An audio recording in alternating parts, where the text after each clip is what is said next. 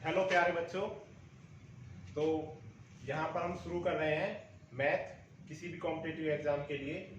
जिसमें भी मैथ आता है, चाहे हमारा एसएससी हो, यूपीएसआई हो या आईबीपीएस के एग्जाम हो, तो सभी वनडे एग्जाम्स के लिए हम मैथ स्टार्ट करेंगे।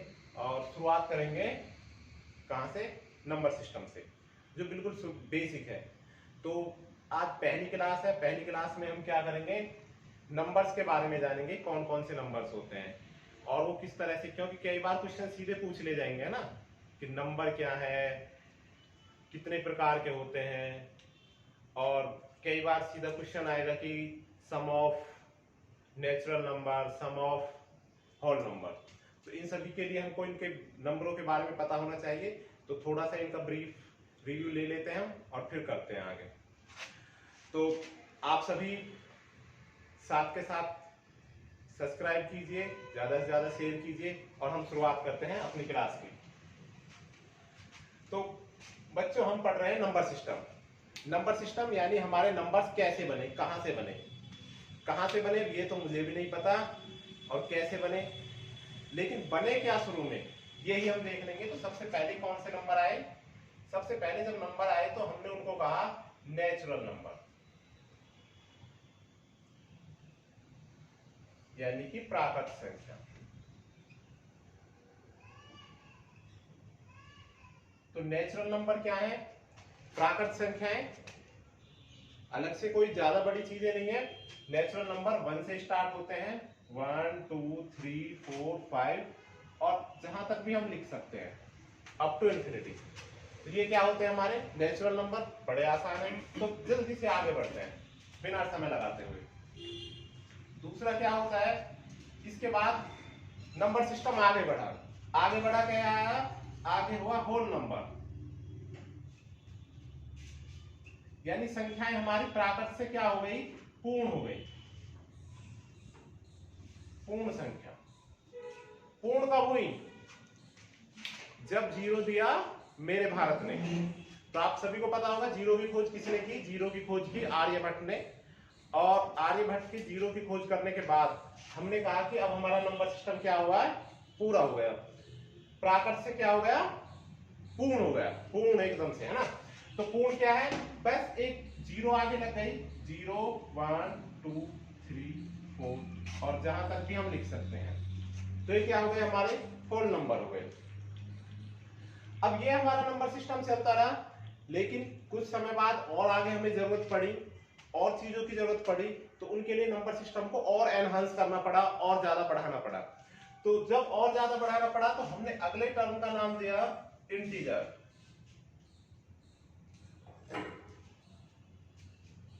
इंटीजर्स, इनको कहते हैं पूर्णांक। अब पूर्णांक क्या है? यही सभी नंबर अभी हमारे पास 0 1 2 3 4 अप टू इंफिनिटी, ये तो है। क्या करेंगे? इसमें इंक्लूड और जोड़ देंगे। क्या जोड़ देंगे? -1 -2 -3 -4 -5। और ये कहां तक? जहां तक हमारी क्षमता हो, जहां तक हम ले जा सके, इनफाइनाइट तक।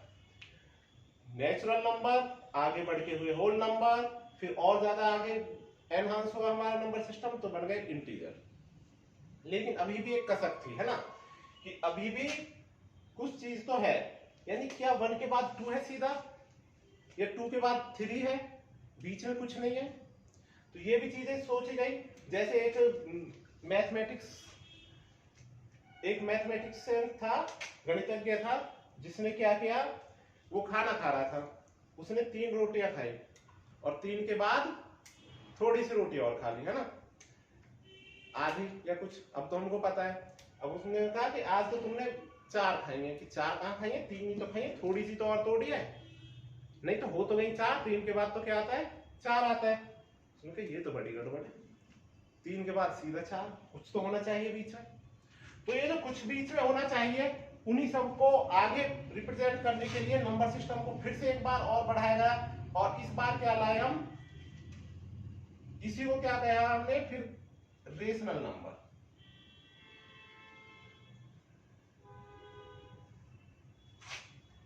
परिमेय संख्या।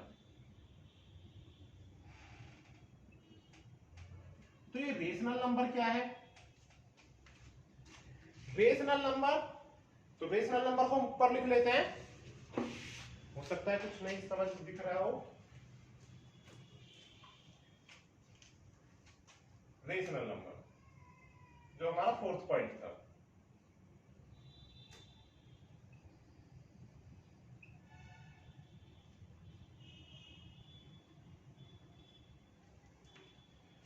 तो रेशनल नंबर परिमेय क्या है? जितना सिस्टम है वो तो है ही, कुछ बढ़ाई है, हमने देखा पहले से सिस्टम में कुछ क्या बढ़ रहा है। तो हमारा ये सिस्टम जो है ये तो है, लेकिन इसके बीच में जो कुछ आता है वो सब किसमें लिया है हम? रेशनल में। यानी कि 2 और 3 के बीच में क्या आएगा? 2.5, 2.8 और भी बहुत सी संख्याएं, ये सब क्या होंगी? परिमेय होंगी। आपका कोई भी फ्रैक्शन हो, क्योंकि ये चीजें क्या बन जाएंगी? फ्रैक्शन बन जाएंगी। 3/4, 5/2, ये सभी क्या है? परिमेय है। यानी 3 भी है, ऐसा नहीं है कि 3 परिमेय नहीं है, वो तो ऑलरेडी है हमारे पास। अब तो हम चीजें बढ़ रही है ना, तो 3 है, 4 है, इसके बीच में अगर हम कुछ लेना चाहेंगे 3.8, तो ये भी क्या हुआ? परिमेय हुआ। लेकिन इसके डेफिनेशन दी गई थी, जिस डेफिनेशन के जरिए हम इसको अच्छे से परिभाषित कर पाए, डिफाइन कर पाए। क्यों? क्योंकि अभी देखो मैं समझा रहा हूं तो अच्छे से डिफाइन नहीं हो रहा है ना? कि हाँ बता तो रहे हैं कुछ, लेकिन मतलब बीच में क्या है इस तरह से। तो इसको अच्छे से डिफाइन करने के लिए कहा गया कि कोई भी नंबर जो P/Q के फॉर्म में हो या इस फॉर्म में लिखा जा सके, के रूप में हो या लिखा जा सके,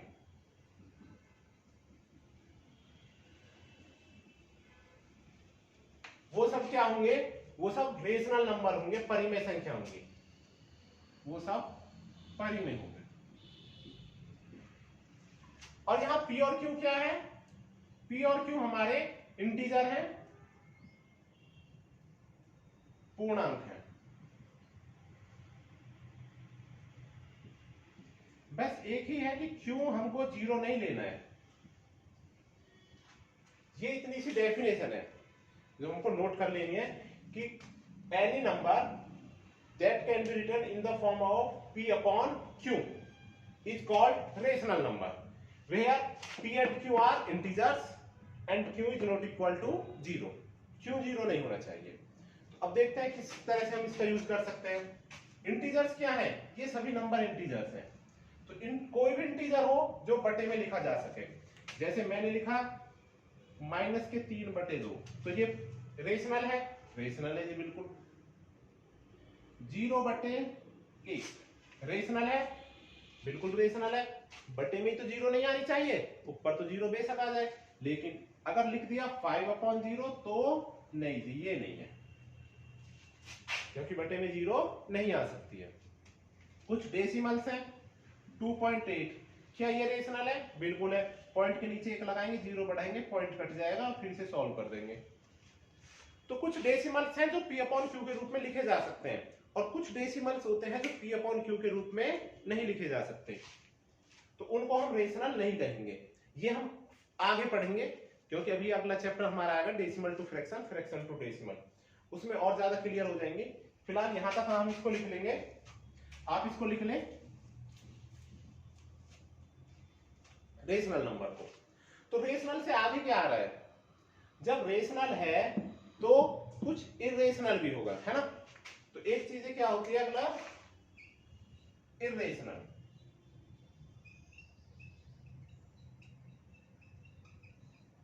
इरेशनल नंबर, अपरिमेय।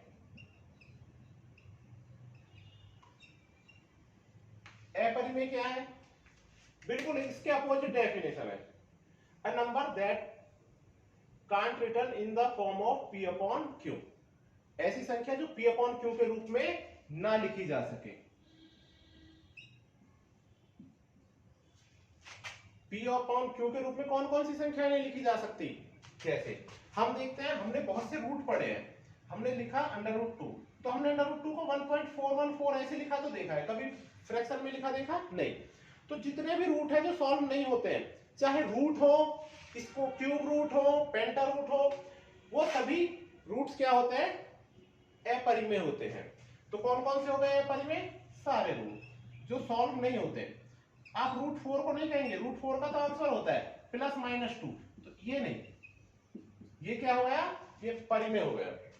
लेकिन रूट 5 सॉल्व होता है, नहीं होता है। क्यूब रूट 3 सॉल्व होता है, नहीं होता है। क्यूब रूट 2 सॉल्व होता है, नहीं। ये सब क्या हो गए, अपरिमेय हो गए। और क्या हुआ अपरिमेय, पाई, पाई भी क्या होता है, अपरिमेय।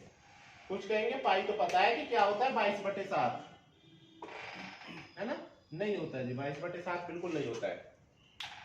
पाई जो होता है उसकी वैल्यू 22/7 नहीं होती है, वो तो हमारी क्षमताओं के हिसाब से बता दी जाती है। पता है कहां तक निकालोगे, पॉइंट के 2 अंकों तक निकालोगे, और पॉइंट के 2 अंकों तक कौन काम करेगा, 22/7 काम करेगा। पाई की वैल्यू क्या होती है और 22/7 की वैल्यू क्या होती है। चलो ये काम आपके लिए, 22 में 7 का डिवाइड करें कैलकुलेटर से और निकालें, और पाई की वैल्यू निकालें। आप देखेंगे डेसिमल के 2 अंकों के बाद वैल्यू चेंज हो जाएंगी, और जब वैल्यू चेंज हो जाएंगी तो इसका मतलब ये चीज क्या है, पाई नहीं है। ये टास्क आपके लिए। और कौन से हैं डेसिमल, और डेसिमल से हमारे लिए जैसे 3.888, बार बार 8 आ रहा है, बार बार आ रहा है, तो इस पे बार लगा दे। तो ये चीज क्या है, ये सॉल्व हो सकती है, जिस पर बार आ जाए वो सॉल्व हो सकता है। तो ये क्या हो गया हमारा परिमेय। लेकिन 3.80, 800, 800, अगर ऐसा डेसिमल है तो, यानी ऐसा डेसिमल है जिसके पॉइंट के बाद के अंक खत्म भी नहीं हो रहे हैं और रिपीट भी नहीं हो रहे हैं, non terminating and not recurring decimal जो भी है वो सब क्या है, इर्रेशनल है, वो सभी हमारे अपरिमेय हैं।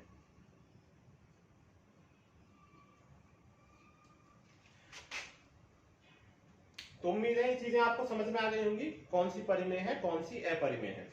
तो इसका एक छोटा सा ओवरव्यू ले लेते हैं, आप इसको नोट कर लें।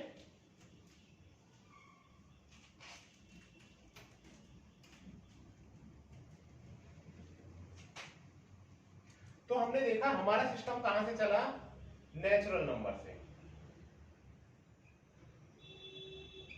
प्राकृत संख्या से। फिर हमने इस सिस्टम को क्या किया, थोड़ा सा बड़ा कर दिया, और क्या कह दिया, अब होल नंबर हो गए। नेचुरल नंबर क्या थे, 1 2 3 4, और जहां तक हम लिख सकते हैं। होल नंबर में क्या कर दिया, एक जीरो और जोड़ दिया, जो था वो तो है ही पहले से हमारे पास, एक जीरो हमने और ऐड कर दिया। फिर नंबर सिस्टम को थोड़ा और एनहांस किया गया, और बड़ा किया गया, और क्या ले आए हम, इंटीजर्स। इंटीजर्स यानी पूर्णांक। तो अब क्या जोड़ दिया, 0 से इनफाइनाइट तो था पहले ही, माइनस के और जोड़ दिए, -1 -2 -3 -4 -9, माइनस के नंबर्स और जोड़ दिए। फिर सिस्टम को और थोड़ा बढ़ाया गया, अब क्या लिया गया, रेशनल नंबर। रेशनल नंबर क्या होते हैं, तो रेशनल नंबर यानी इनके मिडिल में जो सब आएगा वो भी इसमें और इंक्लूड कर दिया, यानी जितने भी डेसिमल्स हैं 5.8 माइनस के 8.7, 3/8, 2/5, ये सभी चाहे बार वाले हों, 2.3 पर बार, है ना, ये सभी क्या हुआ है, ये सब और जोड़ दिए इस तरह के, यानी सभी P/Q जोड़ दिए। और तो क्या हो गया हमारा रेशनल नंबर। जब रेशनल निकाल रहे थे तो थोड़ा सा एक चीज और दिमाग में आई कि रेशनल है तो कुछ इरेशनल भी होगा, कुछ चीजें ऐसी होंगी जो P/Q के रूप में नहीं लिखी जाएंगी। जब इसकी हमने डेफिनेशन बनाई तो उसको थोड़ा अलग बॉक्स में रख दिया कि ये हो गया हमारा क्या, इरेशनल। इर्रेशनल में क्या है? इर्रेशनल में पाई है। इर्रेशनल में सारे रूट हैं, चाहे वो क्यूब रूट हो, चाहे वो क्वाड रूट हो, है ना, सारे रूट जो सॉल्व नहीं होते हैं वो सभी। और डेसिमल्स जो रिकरिंग भी नहीं है और टर्मिनेटिंग भी नहीं है। 3.21 211 211 इस तरह से, ना तो रिपीट हो रहे हैं और ना टर्मिनेट। क्यों? पहले 21 है, फिर 211 है, फिर 211 है, और इस तरह से जो चल रहे हैं चीजें, ये सभी क्या हो गए? इर्रेशनल। तो हमने एक नंबरों का ओवरव्यू ले लिया। इन्हीं सारे नंबरों को हम मिला के कहते हैं, क्या कहते हैं? रियल नंबर या रियल नंबर। ठीक है, तो ये चीज आपको ध्यान रखनी है, कौन से रियल हमारे नंबर्स कैसे हैं। इस तरह से नंबर्स आगे बढ़ते गए और साथ साथ हमने एक इर्रेशनल भी ढूंढ लिया। लेकिन अब देखें, यहां ये सब तो एक ही बॉक्स है, ये इर्रेशनल का एक अलग बॉक्स बना हुआ है। तो अगर हमारा कभी भी रेशनल प्लस इर्रेशनल जुड़ता है तो वो क्या कहलाता है? क्योंकि ऐसे क्वेश्चन भी आ जाते हैं। मैंने कहा √3, तो ये क्या है? अपरिमेय है। अपरिमेय है, इसमें मैं गुणा कर दूं 2 की, अब भी क्या रहेगा? इर्रेशनल ही रहेगा, अपरिमेय ही रहेगा। ठीक है, इसमें मैं भाग कर दूं किसी भी संख्या की 7 की, अब भी क्या रहेगा? अपरिमेय। तो परिमेय में कुछ भी मल्टीप्लाई करें या कुछ भी डिवाइड करें, वो अपरिमेय ही रहेगा, परिमेय नहीं बनेगा। ठीक है, जब तक उसमें √3 की ही मल्टीप्लाई ना कर दें। तो हमने देखा परिमेय रेशनल और इर्रेशनल की मल्टीप्लाई या डिवाइड से नंबर इर्रेशनल ही रहता है। लेकिन अगर इसमें कुछ प्लस कर दिया जाए, √3 + 2, तो ये क्या बन जाएगा?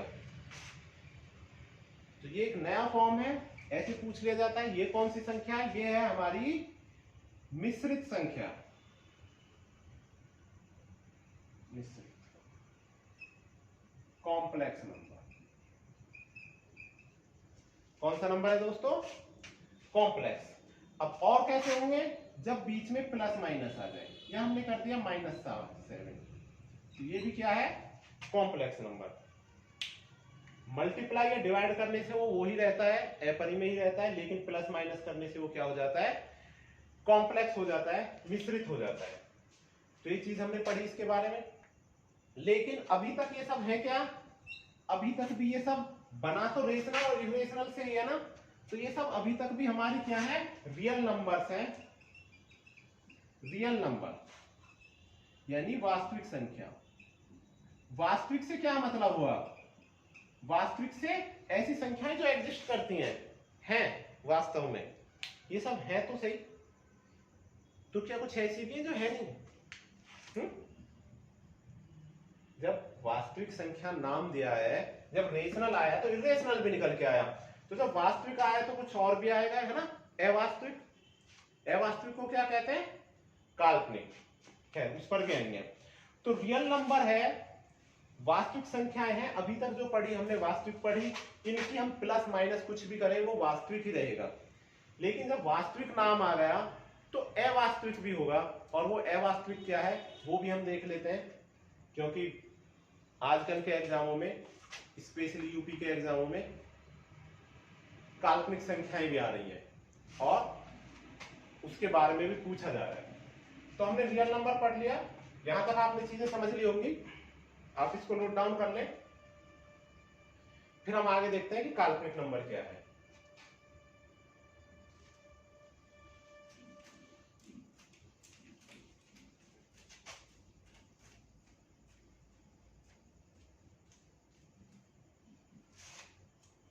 जब वास्तविक था तो काल्पनिक भी होगा, यानी इमेजिनरी नंबर भी होगा।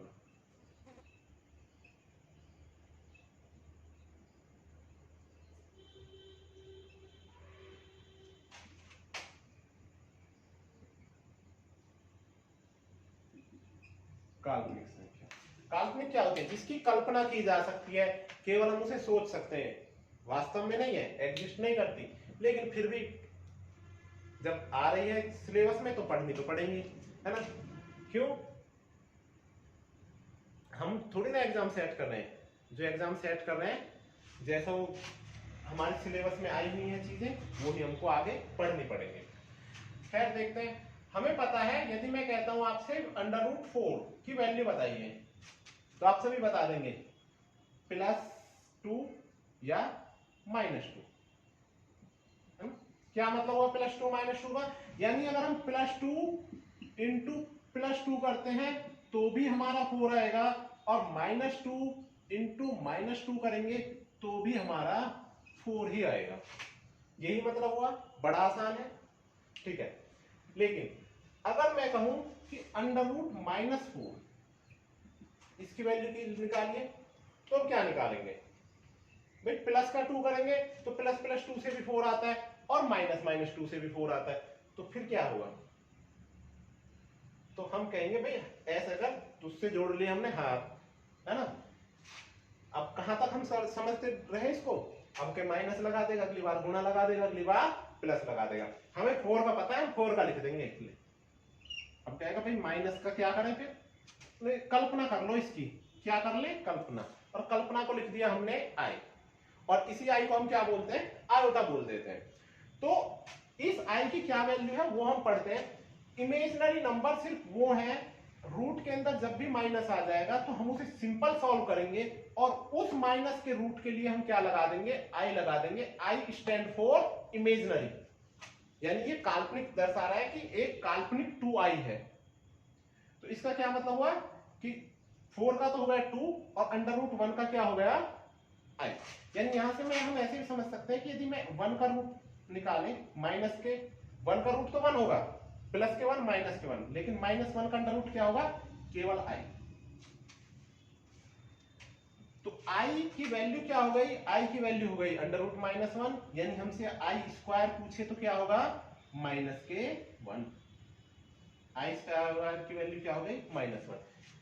तो केवल और केवल i के स्क्वायर ही -1 होता है, बाकी किसी का भी स्क्वायर करेंगे तो हमेशा क्या होगा? प्लस, क्योंकि माइनस माइनस क्या बना देगा? प्लस। तो अब ये बड़ा सिंपल है, मैं कहूं 3i का स्क्वायर, 3i का स्क्वायर क्या होगा?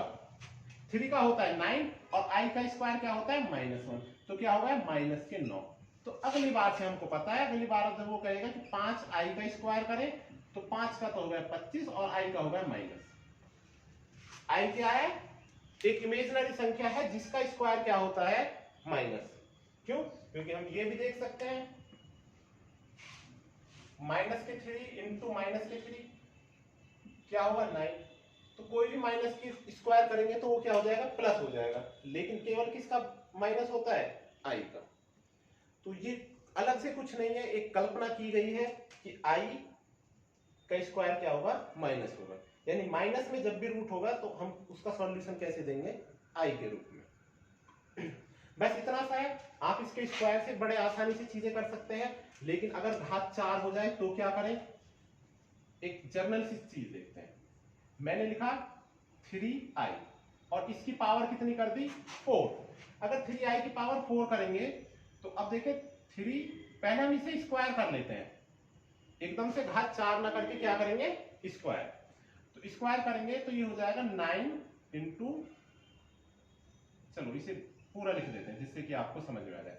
इसका मैंने पहले स्क्वायर किया और फिर से स्क्वायर किया, यही तो घात 4 हो गई। 2 बार स्क्वायर करना हो गया घात 4, तो इसका क्या हुआ? -9, और फिर इसका स्क्वायर, तो 9 का स्क्वायर क्या हो गया? 81। तो ये क्या हो गया? प्लस हो गया।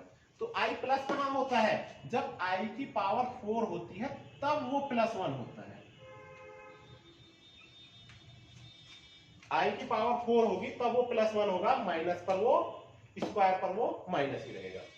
बस इतनी सी चीजें हैं, इसी तरह की चीजें आएंगी इसमें, ये आपको समझ लेनी है। और जैसे हमने कॉम्प्लेक्स नंबर पढ़ा था, आप इसे नोट कर लें, उसे भी हम अभी क्लियर कर लेते हैं। हो गया होगा?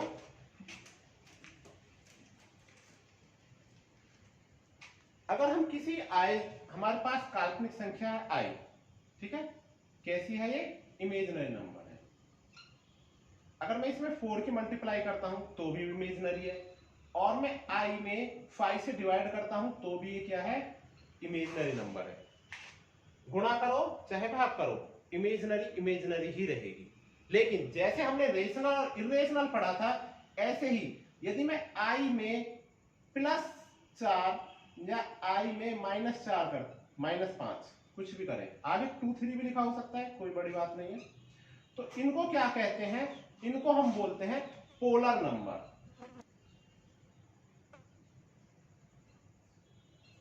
ध्रुवीय संख्या।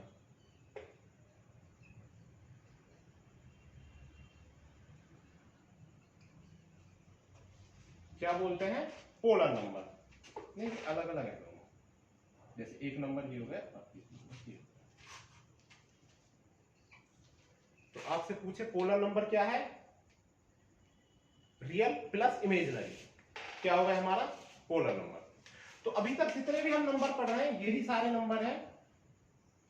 इनको आप एक बार रिवाइज कर लें, वीडियो एक बार फिर से देख लें, फास्ट स्पीड में देख लें, बड़े आसानी से समझ में आ जाएगा। बहुत कुछ ज्यादा इसमें नोट करने की ऐसी चीजें हैं नहीं, बस समझने की चीजें हैं जो आप आसानी से इनको कर लोगे। इस वीडियो में इतना ही करते हैं, नंबर्स के बारे में हमने पूरा पढ़ लिया। अब आगे और जो चीजें हैं नंबर सिस्टम से रिलेटेड वो हम पढ़ेंगे अगली क्लास से, और यूनिट प्लेस और सभी चीजें 1 बाय 1। तो तब तक आप पढ़ते रहिए और ज्यादा से ज्यादा शेयर करते रहिए। इसी के साथ थैंक यू।